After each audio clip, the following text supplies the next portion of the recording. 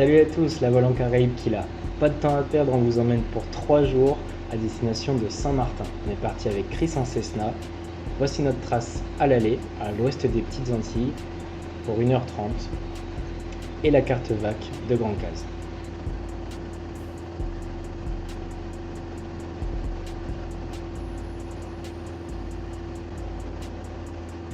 À l'aller, Chris pilote, moi je fais la radio.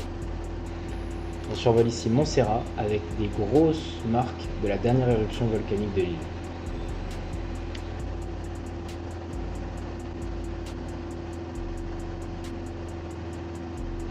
On poursuit ici avec Nevis.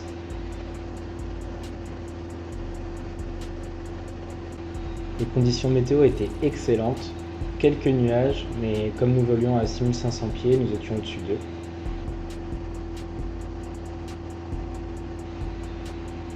Durant cette navigation, on utilisait le GPS de l'avion, qui avait ses défauts, mais quelques qualités quand même pour nous aider dans notre navigation. On a même eu le luxe d'utiliser le pilote automatique pour se reposer un peu à l'aller.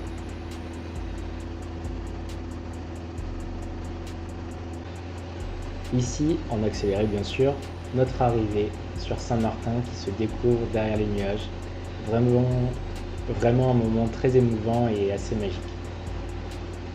Je n'étais pas retourné à Saint-Martin depuis 13 ans et j'étais donc super content de pouvoir y retourner, surtout de cette manière-là. On voit en face à droite le petit îlet Tintamarre et à gauche Saint-Martin.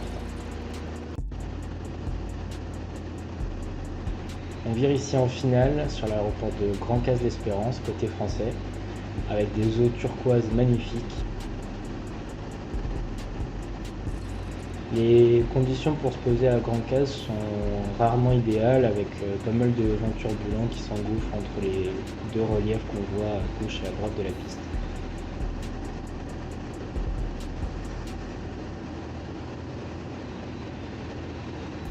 Et ce jour-là, ça n'a pas manqué, les conditions étaient légèrement turbulentes.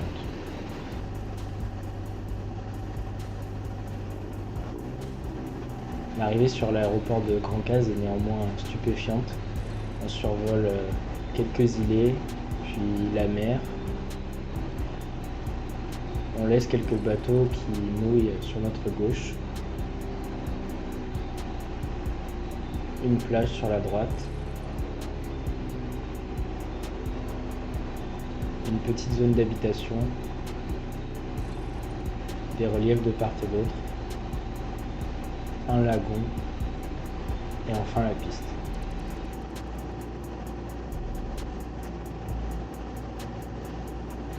Chris a fait un super job pour se poser à Grand Case.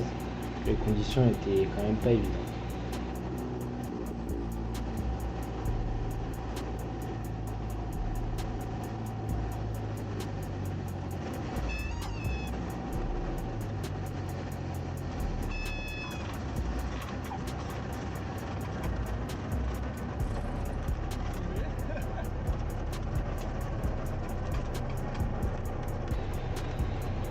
Particularité en cette période de fête, beaucoup de trafic, donc même pas sûr d'avoir une place de parking disponible à Grand Case.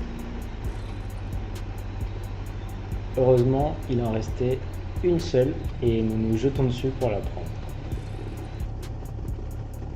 Merci d'ailleurs au personnel de l'aéroport de Grand Case qui a été une super aide dans toutes nos démarches, que ce soit pour le parking, les formalités administratives, les déclarations de douane.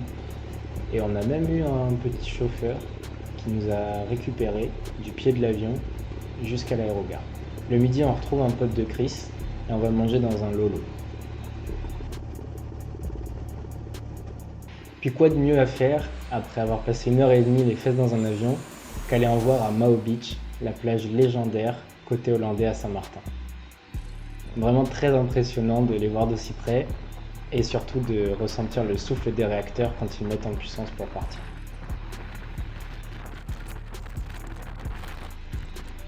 On a ensuite fait les touristes et on est allé à la plage de Mullet Bay, juste à côté. Le lendemain, on avait besoin de notre shoot d'avion, sinon on n'a pas notre dose. Alors c'est parti avec mon cousin et Chris pour un vol exceptionnel à destination de Saint-Barth. Et oui, on va faire un passage bas à Saint-Barthélemy. J'ai pas encore le droit de m'y poser, mais on va utiliser ce corridor pour faire un passage bas à Saint-Barthélemy. Voici notre trace, mais je ne vous spoil pas trop, vous allez voir que le vol était bien rempli.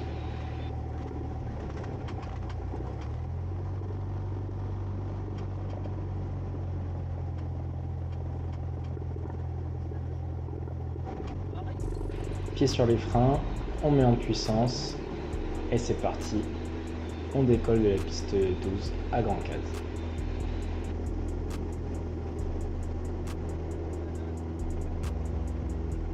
Un vol qui s'annonce assez technique en termes de navigation et de radio. Heureusement que Chris était là pour m'aider. Mon cousin derrière a pu profiter, prendre toutes les photos et les vidéos qu'il voulait. En plus, il faisait encore très très beau ce jour-là. On monte donc vers 1500 pieds pour rejoindre un itinéraire publié entre l'îlet Tintamarre à Saint-Martin et Fourchu, un point de report à Saint-Barthélemy.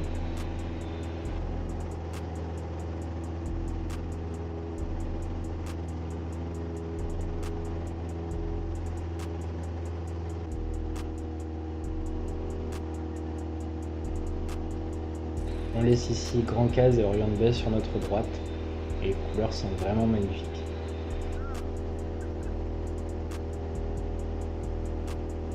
Ça y est, on commence à apercevoir Saint-Barth et vous voyez ici la feuille qui me servait durant la navigation.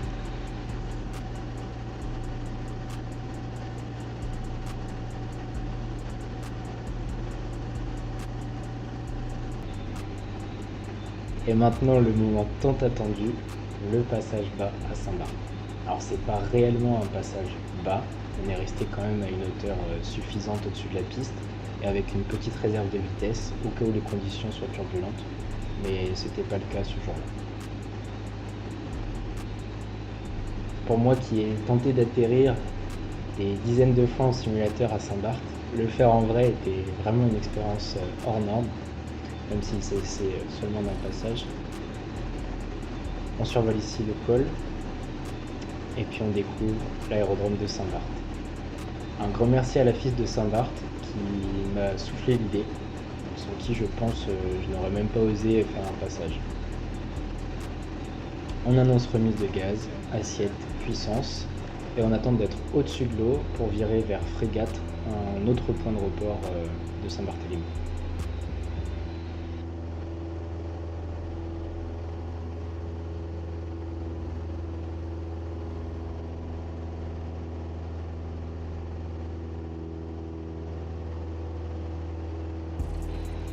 Et grâce à une webcam qui filme 24 heures sur 24 les arrivées et les départs de Saint-Barthélemy, on peut voir un autre angle de notre passage.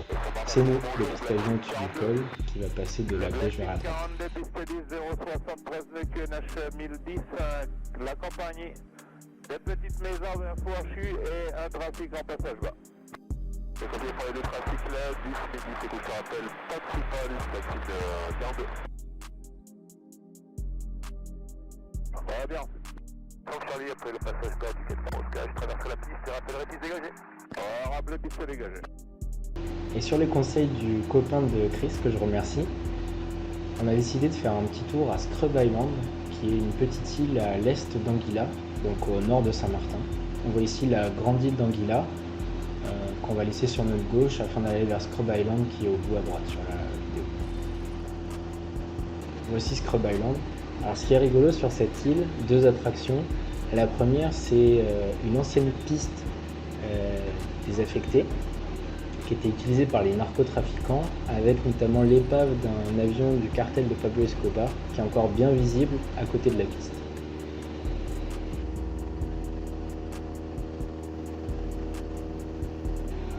Et la deuxième attraction, c'est ce lagon magnifique qui est appelé la baie des bébés requins, puisque il y a apparemment une très grande concentration de bébés requins dormeurs dans ce lagon. On n'est pas certain d'en avoir vu, pourtant on a quand même fait 2 tours pour s'en assurer, mais peut-être qu'ils étaient tout simplement trop petits pour qu'on les voit depuis l'avion.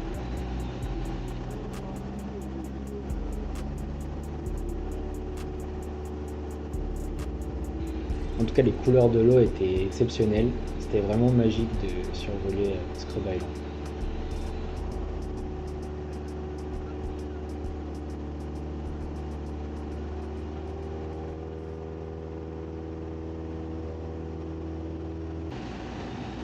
Et après quasiment 1 heure de vol, ça y est, il faut déjà rentrer. Et donc on tourne en finale ici sur Grand Case.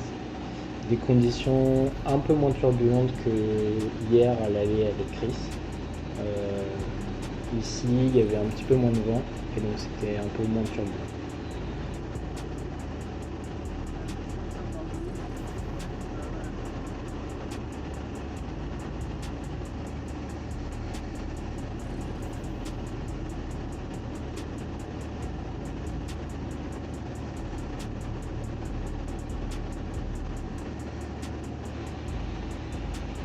On voit que les couleurs à 4h de l'après-midi à Saint-Martin sont vraiment magnifiques. Ça donne un éclat encore plus magique aux collines, à l'eau et au bateau.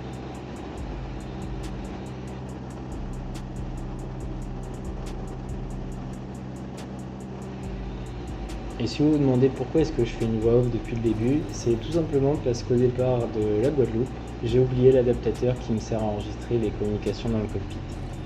Donc je suis obligé de faire une voix off, mais promis pour le prochain vol, j'oublierai pas mon petit adaptateur.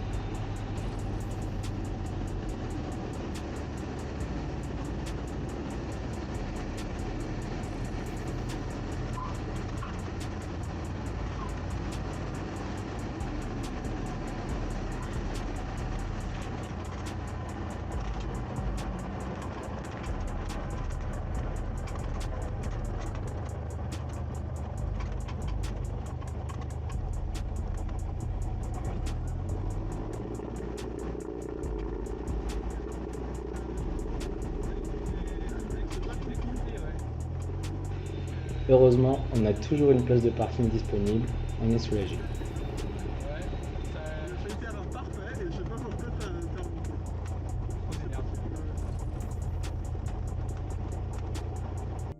Le lendemain, c'est le moment de repartir avec un bel ATR d'Air Caraïbes sur notre droite. Saint-Martin m'aura vraiment laissé un souvenir incroyable. Je suis très content d'avoir pu y passer 3 jours. Entre le Pic Paradis, toutes les plages qu'on a faites, la location qu'on avait qui était stupéfiante et les vols magnifiques qu'on a fait, les gens qu'on y a rencontrés, la nourriture, moi qui ai pu revoir mon cousin et ma tante.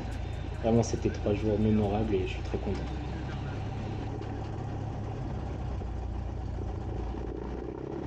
Et maintenant, il faut rentrer en Guadeloupe et c'est reparti pour 1h30 dans l'autre sens.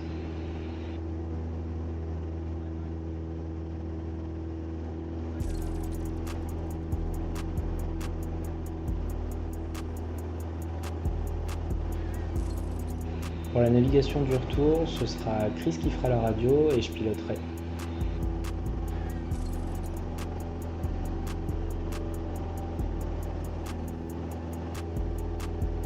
On montera donc vers 5500 pieds pour le retour. On voit ici une belle vue de Saint-Martin, la dernière, puisqu'ensuite on va enchaîner les îles dans l'ordre inverse par rapport à l'aller. On évite aussi la TMA de l'aéroport de Juliana, puisqu'en cette période de fête avec du trafic très soutenu, ce ne serait pas forcément une bonne idée pour nous d'y passer, ni même de tenter de contacter.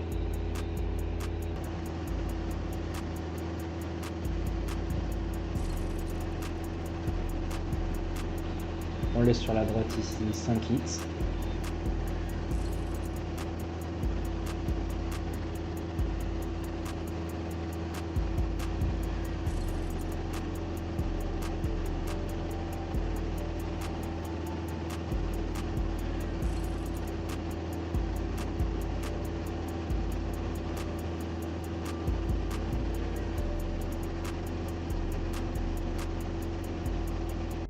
Et puis une hélice.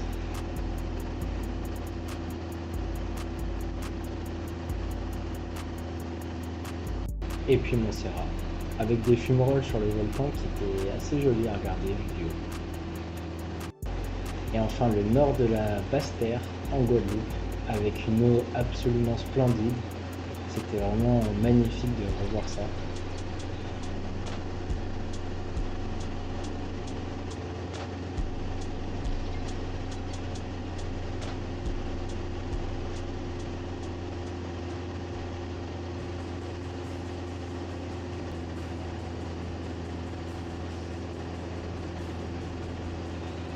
Pas de trafic à l'arrivée en Guadeloupe, on se reporte donc en longue finale pour un atterrissage piste 12.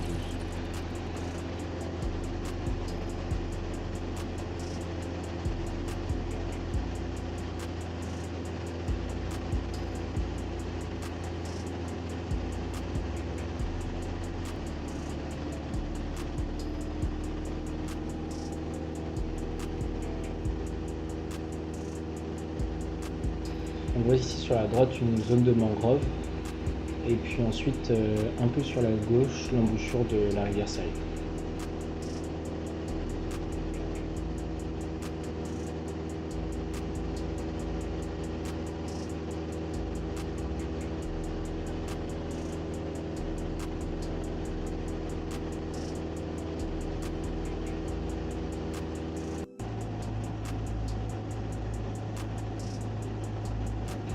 On survole la rivière Salée et on va atterrir en piste 2.